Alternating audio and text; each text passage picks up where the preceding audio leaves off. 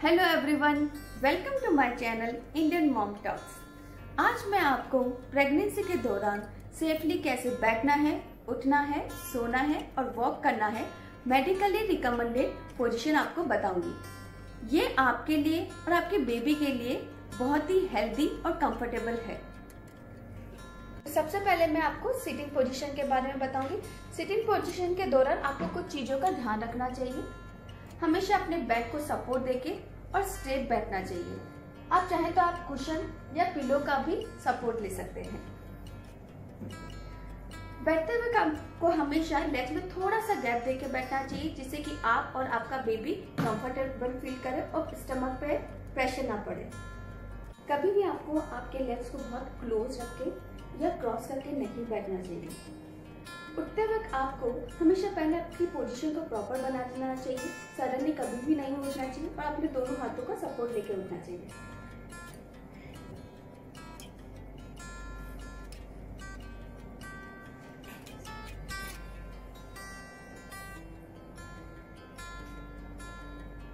अगर आपको नीचे बैठ के कोई काम करना है, उसके लिए भी मैं वो 3 पोजीशन के बारे में बताऊंगी। फर्स्ट होती है क्रॉस लेग, इसे मेडिटेशन पोज भी कहते हैं। सेकंड पोजीशन होती है बटरफ्लाई पोजीशन। इसमें हमें अपने दोनों लेग्स को जॉइन करके बैठना चाहिए। थर्ड पोजीशन होती है स्क्वाट पोजीशन। सेकंड और थर्ड पोजीशन हमारे लेबर के टाइम पर बहुत काम आती है। अब आपको उठना कैसे है, जैसे कि मैंने आपको पहले भी बताया, एकदम से हमको नहीं उठना चाहिए, झटके से नहीं उठना चाहिए, जिससे कि हमारे स्टमक पे प्रेशर पड़े। तो हमेशा अपने एक लेग को ऊपर करके अपने हाथ को यहाँ रख के और सपोर्ट लेके उठना चाहिए। सेकंड पोजीशन में आपको, अगर आप स्क्वाट पोजीशन पे बैठे हैं, तब भी आपको अपने दोनों हाथों का सपोर्ट लेके उठना चाहिए।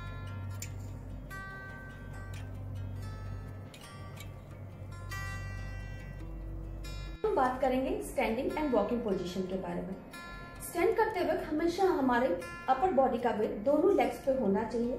जैसे जैसे हमारे बॉडी का वेट गेन होता रहता है, हमारा बॉडी आगे की तरफ पुश करता रहता है। तो कभी भी आपको बहुत ज्यादा आगे झुक के या बहुत ज्यादा आगे पीछे की तरफ झुक के नहीं खड़े होना चाहिए। अगर आप चाहें तो आपके दोनों हाथों का सपोर्ट लेके भी खड़े हो सकते हैं, लाइक दिस।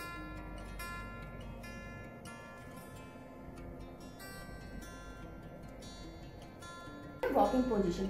वॉकिंग पोजीशन में भी आपको हमेशा अपने पैरों में थोड़ा सा गैप देके चलना चाहिए और हमेशा अपने शोल्डर को स्ट्रेट रख के चलना चाहिए, लाइक दिस।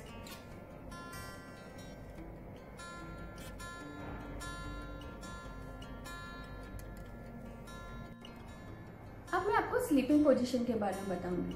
स्लीपिंग पोजीशन बहुत ही इंपॉर्टेंट होती है प्रेगनेंसी के दौरान, और बहुत सी लेडीज का कंसर्न होता है कि उन्हें कौन सी साइड में सोना चाहिए, क्योंकि बहुत सी लेडीज की आदत होती है पेट के बल सोने की, किसी की आदत है स्ट्रेट सोने की और किसी की आदत होती है साइड में सोने की।